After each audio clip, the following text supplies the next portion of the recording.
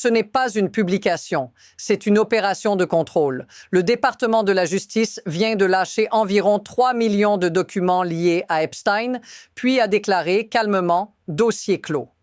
Mais écoutez bien la contradiction parce qu'elle vous concerne. Comment une affaire peut être close quand ils admettent qu'ils ne montrent qu'environ 50% de ce qu'ils possèdent réellement? Donc oui, vous avez une avalanche de pages. Mais il existe une moitié entière du dossier, la moitié la plus explosive, qui reste enfermée. Et ce n'est pas un débat juridique, c'est une question de pouvoir. Parce que quand l'État décide ce que vous pouvez voir, il décide aussi ce que vous pouvez comprendre et surtout ce que vous ne pourrez jamais prouver. Mais voici la partie que personne ne dit à voix haute. Certains éléments sensibles semblent apparaître, puis disparaître, comme si quelqu'un corrigeait la réalité en direct, sous vos yeux. Alors aujourd'hui, on va suivre cette trace, morceau par morceau, et comprendre ce que cette transparence est vraiment en train de protéger. Parce que la vraie question n'est plus « qu'est-ce qu'ils ont publié ?» La vraie question, c'est qui est couvert par ce qu'ils refusent de montrer. Ils ont donc publié environ 3 millions de documents et officiellement, ils appellent ça la transparence. Sauf que dans les faits, le numéro 2 du DOJ, Todd Blanche, affirme que le ministère a terminé son examen et considère l'affaire close. Point final. Mais voilà ce qui rend cette histoire différente. Ce n'est pas un débat sur une ligne rouge ou une phrase mal formulée. C'est une bataille ouverte entre deux pouvoirs, l'exécutif qui contrôle les dossiers et le Congrès qui exige de les voir. Et pendant que le DOJ pose un couvercle sur l'affaire, des élus disent exactement l'inverse. Le représentant Robert Garcia insiste que l'enquête du Congrès est juste en train de commencer. Et selon lui, les flèches continuent de pointer vers la Maison-Blanche. Alors posez-vous la vraie question. Si tout est terminé, pourquoi autant d'énergie pour annoncer que c'est terminé? Pourquoi verrouiller le récit maintenant au lieu de laisser les documents parler d'eux-mêmes? Parce que ce moment ressemble moins à une conclusion et plus à une tentative de fermer une porte avant que quelqu'un n'entre. D'accord. Et maintenant, on arrive au premier point de preuve qui fait basculer toute l'histoire. Le DOJ a sorti un chiffre qui sonne énorme, 3 millions de documents. C'est le genre de volume qui donne l'impression qu'on a enfin tout. Mais le problème, c'est ce qu'ils admettent en même temps. Ces 3 millions ne représentent qu'environ 50% de ce qu'ils ont réellement en leur possession. Autrement dit, il existe une autre moitié, une moitié entière, 3 millions de pages supplémentaires qui restent hors de portée. Et là, ça devient dangereux parce que cette moitié cachée n'est pas juste du papier administratif. Selon les élus qui suivent le dossier, c'est précisément là que se trouvent les éléments à haute valeur. Des centaines de milliers de pages d'emails récupérées sur les comptes d'Epstein pendant les enquêtes de 2018-2019, des déclarations d'entretien de victimes et surtout ces fameux rapports du FBI, les Formes 302. Et si vous ne voyez pas les 302, vous ne voyez pas la réalité brute. Vous ne voyez pas ce que les agents ont entendu, noté, recoupé. Mais voici ce que personne ne veut regarder en face. Le DOJ a même publié des pages dans ces catégories totalement noircies, entièrement redacted. Zéro information utile. Donc ils peuvent dire « Regardez, on a tout sorti ». Alors qu'en réalité, ils ont sorti le volume et gardé le signal. Et maintenant, la question devient simple. Si cette moitié cachée ne contient rien d'important, pourquoi la cacher aussi férocement? Et c'est là que l'histoire commence à accélérer. Parce qu'on ne parle plus seulement de documents, on parle d'une stratégie. Donner au public une impression de transparence, tout en gardant les pièces centrales hors de portée. Et c'est un vieux réflexe institutionnel. Quand une affaire menace de remonter trop haut, le système ne dit pas forcément « non ». Il dit « on a déjà tout fait ». Il dit « c'est terminé ». Il dit « circulez ». Sauf que ce qui devient normal ici ne devrait jamais l'être. Un ministère peut déclarer une affaire close, même quand une enquête politique, publique et même législative est en train de monter. Et pendant que le DOJ pose ce couvercle, le Congrès se retrouve face à un mur de procédure, un mur de langage juridique. un mur de silence. Mais voici le retournement. Ce mur n'a pas besoin d'être parfait. Il a juste besoin d'être assez épais pour tenir le temps que la tempête médiatique passe. Et c'est exactement comme ça que les scandales se transforment en bruit de fond. On s'indigne, on partage, on commente, puis on oublie parce que le système a déjà déplacé la conversation. Mais maintenant, regardez comment ça s'intensifie. Parce qu'au milieu de cette transparence, il y a eu un moment où un document est apparu, puis a disparu, puis est réapparu. Et ça, ce n'est pas une erreur banale. C'est le point où l'histoire bascule. Parce que ce document-là, c'est le genre de détail qui trahit tout le reste. Dans la publication, un tableau, une feuille de calcul apparaît contenant plusieurs allégations d'inconduite visant Donald Trump. Et selon les observateurs, ce n'est pas resté en ligne. Il disparaît soudainement.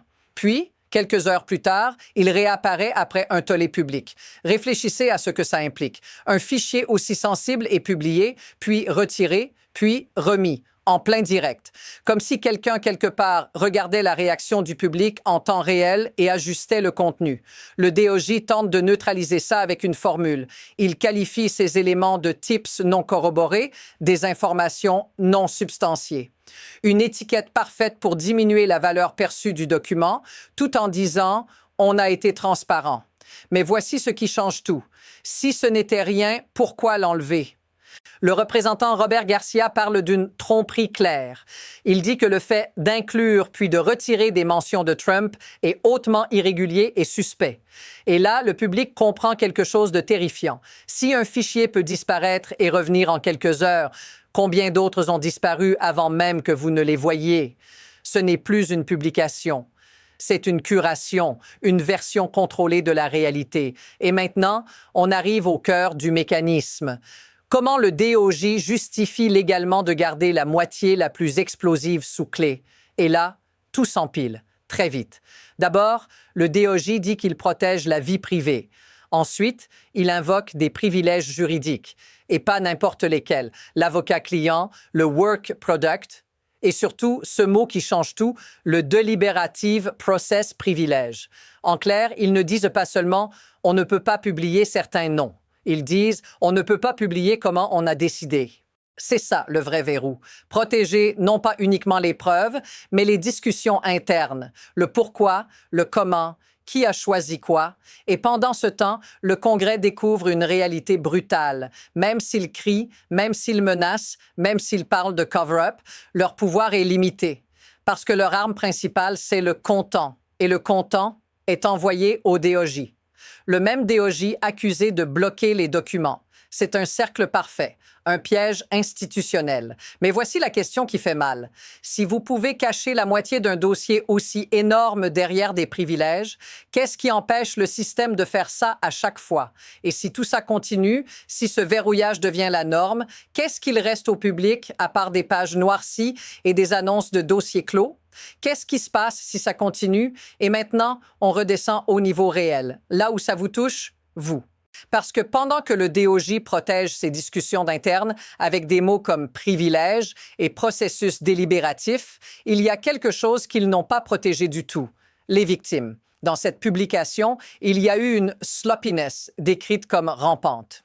Une négligence tellement grave qu'un document aurait laissé apparaître un permis de conduire complet, le visage, le nom, tout.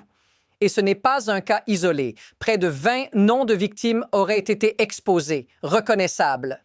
Pensez à ce que ça signifie, concrètement. Vous êtes une survivante, vous avez déjà vécu l'impensable. Et ensuite, l'État vous promet une rédaction complète, puis vous livre au public par erreur. Et pendant que ces femmes sont exposées, les noms des co-conspirateurs, ceux qui auraient abusé, ceux qui auraient aidé, ceux qui auraient couvert, restent flous, absents, introuvables. Donc, le système fait l'inverse de ce qu'il devrait faire. Il cache les puissants et il met en danger les vulnérables. Si ça vous semble familier, dites-le dans les commentaires. Parce que ce genre de mécanique ne se limite pas à une affaire. C'est un modèle. Et quand vous le voyez une fois, vous commencez à le voir partout. Et maintenant, il faut comprendre le vrai moteur. Pourquoi un système ferait ça, même en sachant que tout le monde regarde? Parce qu'au fond, ce n'est pas seulement une histoire de documents, c'est une histoire d'incitation. Le DOJ a trouvé la formule parfaite. Publier assez pour dire « on a été transparent », mais retenir assez pour que personne ne puisse reconstruire la carte complète. Il lâche le volume et il garde le mécanisme. Et ce mécanisme, il est protégé par un mot magique, deliberative process. Ça sonne technique, ça sonne légal, mais en réalité, ça crée une zone noire, une boîte fermée où les décisions les plus compromettantes peuvent rester invisibles. Et c'est là que le système devient intelligent et froid. Parce qu'il ne s'agit pas seulement de cacher des crimes, il s'agit de cacher la manière dont l'institution a réagi ou n'a pas réagi pendant des années. Les élus réclament des pièces précises, des emails de 2018-2019, des formes 302, des mémos de poursuite. Mais à la place, on obtient des pages noircies, des catégories manquantes et une déclaration finale « case closed ». Et voici l'insight que la plupart des médias ne disent pas clairement. Ce genre de pouvoir ne repose pas sur un secret parfait. Il repose sur une fatigue collective, sur le fait que l'attention du public a une date d'expiration. Alors le système tient bon, il attend, il ralentit, il enterre sous des millions de pages jusqu'à ce que plus personne n'ait l'énergie de demander où est l'autre moitié. Mais la question est déjà en train de changer, parce qu'après ça, il n'y a que deux directions possibles, et les deux sont explosives. À partir de maintenant, on entre dans la zone où tout peut basculer. Il y a un premier scénario, la pression monte, le Congrès continue, et malgré les blocages, une partie de la moitié cachée finit par sortir. Pas forcément d'un communiqué officiel, peut-être par une fuite, peut-être par un document qui glisse, peut-être par une erreur, comme ce tableau qui a disparu puis réapparu. Et si ça arrive, le récit ne sera plus contrôlé. Il deviendra incontrôlable, parce que ce que le public veut vraiment, ce ne sont pas des pages noircies, ce sont des noms, des décisions, des responsabilités. Mais il y a un deuxième scénario, plus probable et plus inquiétant. Le DOJ tient la ligne. Il invoque les privilèges. Il répète « dossier clos ». Et le Congrès se heurte à un mur juridique parce que même les experts le disent, il n'y a pas de remède clair pour suer le gouvernement, faute de standing. Et dans ce scénario-là, la moitié cachée reste cachée. Pas parce que personne ne la veut, mais parce que le système est construit pour résister. Et maintenant, regardez la dernière chose qui change tout. Ce combat n'est pas terminé. Il est en train de se préparer pour le prochain mouvement. Et quand il arrive vite. Et voilà la vérité que cette affaire révèle en une phrase. La transparence peut être une illusion fabriquée. Parce que publier 3 millions de documents ne veut rien dire. Si l'autre moitié reste enfermée, si les pages clés sont noircies, si les décisions internes sont protégées, et si, au passage, ce sont les victimes qui se retrouvent exposées pendant que les puissants restent couverts. Ce n'est pas seulement l'affaire Epstein, c'est un test pour savoir qui contrôle l'information et jusqu'où un système peut aller pour éviter d'être jugé sur ses propres choix.